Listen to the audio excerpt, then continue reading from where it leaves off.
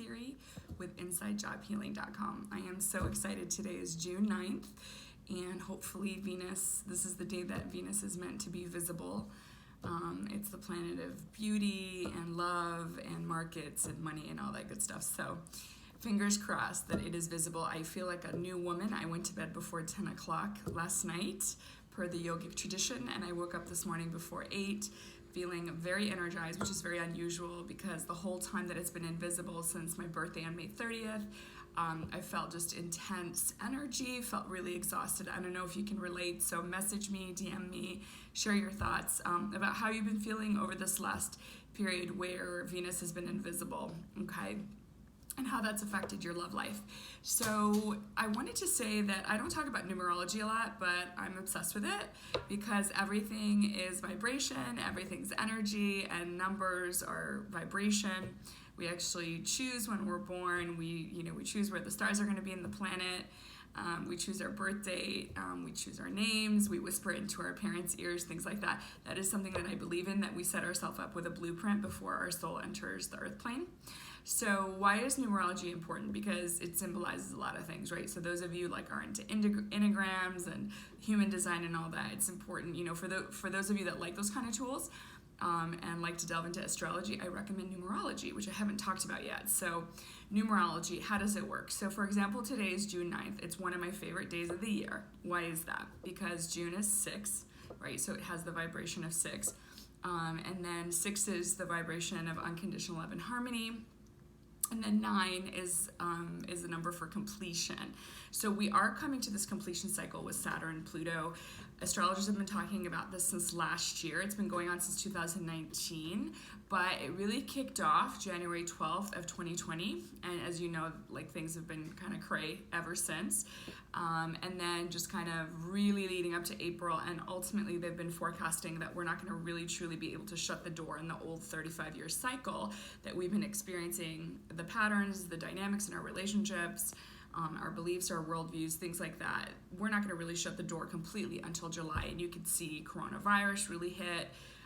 We've had all these shakeups, we've had these protests and things like that. So far, it's been in alignment with what has been predicted astrologically.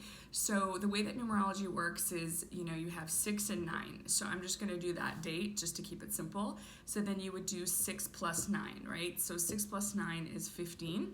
And then you would just break it down to its lowest denominator. So 1 plus 5, so you have 15, 1, and 5. So then you add 1 plus 5, right? And then you get 6. Right? So 6 is my favorite number. I actually made my number, my phone number equal to 6 because, again, it's the number for unconditional love and harmony.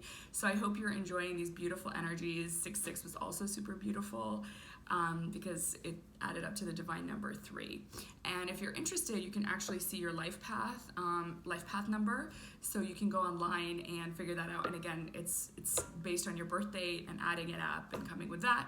And then you're more than welcome to check out different resources on Amazon or your library on how numerology works and kind of getting messages that way. So that's another fun tool that I wanted to share with you.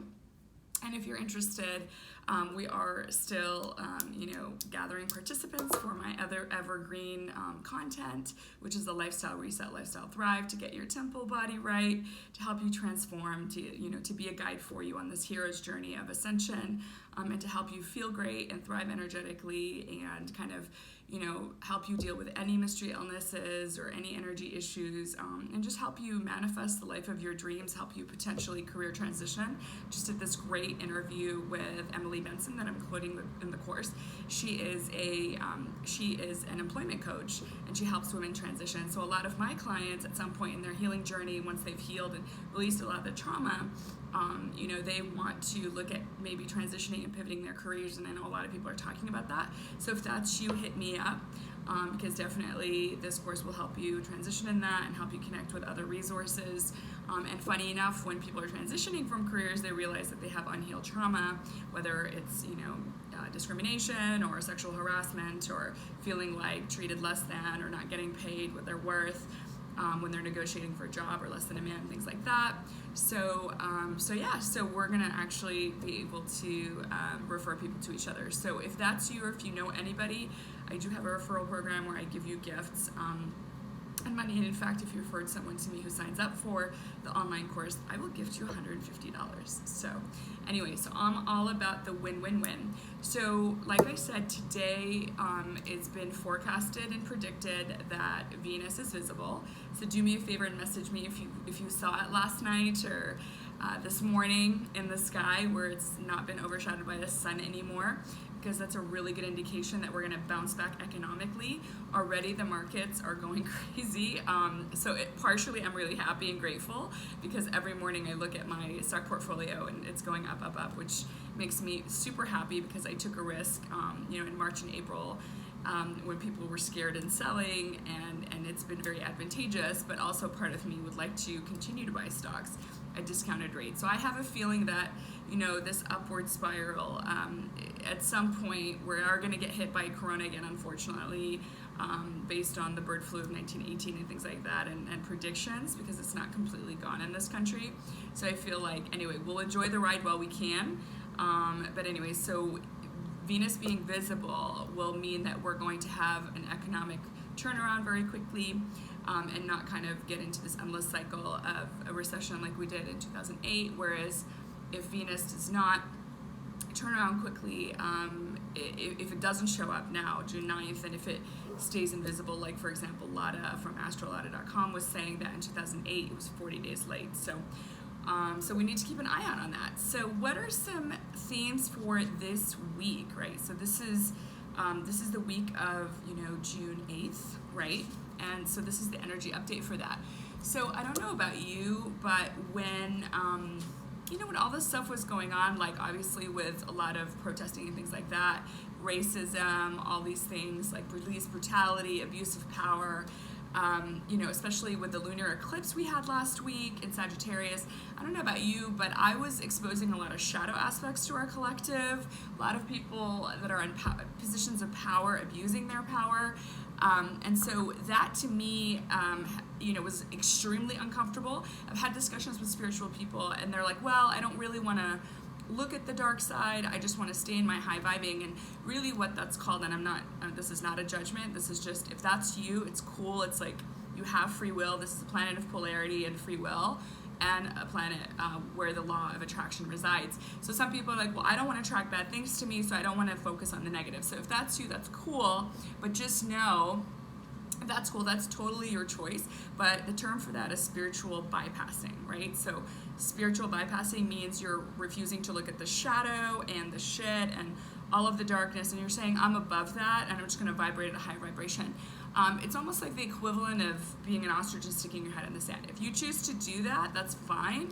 It's just what I've noticed is for me, when whatever's really accelerated my growth, accelerated my spiritual evolution, has been to go look at the darkness. And I can't be like, oh, Jeffrey Epstein, Jared Kushner, Prince Andrew and Trump and all these people that have abused their power in some shape or form, or done things or taken advantage of the poor, or been abusive in some way to women and minors. You can't just be like, oh, well, that's not me. And, so basically I'm not going out and doing these, corrupt things. However, we are a collective, we're all one. So, it's almost like being the boss, and if one of your team members screws up, like, you have to take responsibility. So it's really important we co-created this reality on the earth plane. It's important to not spiritual bypass and to take responsibility for everything that's going on, even if it's not our doing.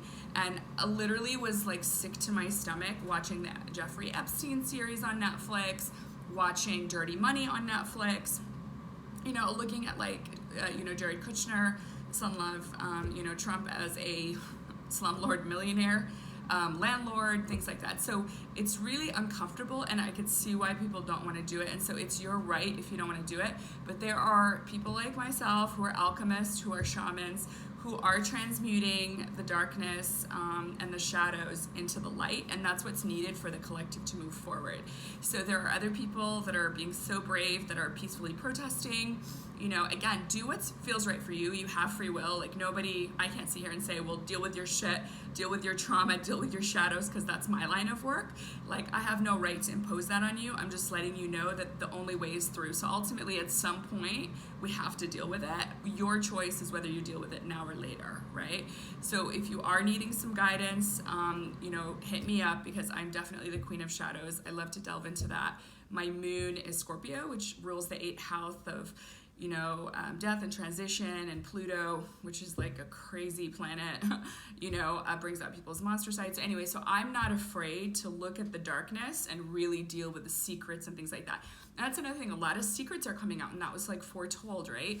So it's time for us to say enough is enough. People in the that have had power have stolen, cheated, lied, abused, poor people, whatever, like, that we're done with all that. We're done with all that. We need to have a changing of the guard. We need to have people like myself that are way showers, that are starseeds, that have come here to birth new earth, and we are going to help others. We're not going to abuse our power. We're not going to abuse our wealth. So for you to get to a stage where you feel worthy of the wealth, and doing it the right way, not being a slumlord millionaire, not stealing, not cheating, not abusing people, right? So there's this whole paradigm shift that's happening, right? And hopefully this is our time.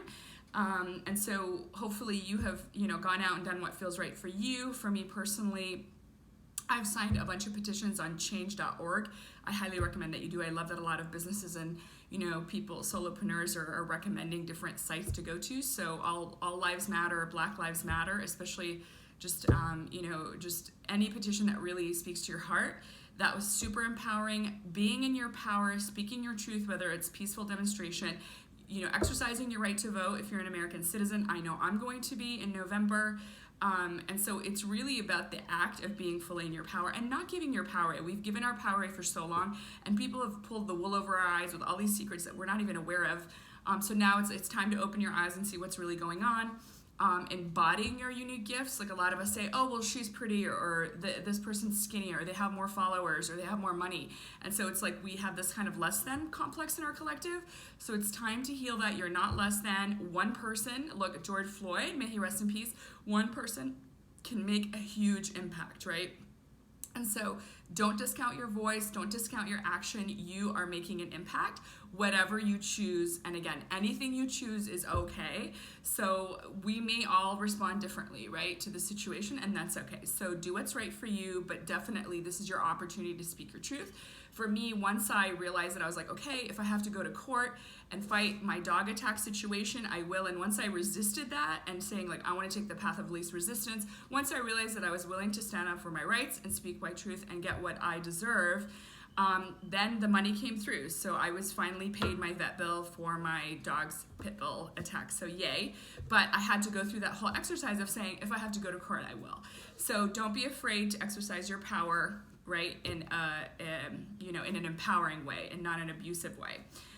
Something else I want to cover is, lately there was this, energy of frustration and agitation. I don't know if you felt it over the last couple of days. It's because of that Saturn-Pluto conjunct that we've been living in through January through April. So it just feels like you're just like something's out of reach a little bit. Like you're like, oh, like, let's say it's a career shift, or getting different types of clients, or changing a job, or moving, getting a new house, whatever. Like, whatever it is that you've been kind of working towards and you feel like there's this like block, it's been a little frustrating. And then there's been this like lack of clarity and haze. Like some days I would walk around and I would be like, man, I feel like I'm in a haze. Like, the energy has been so intense lately.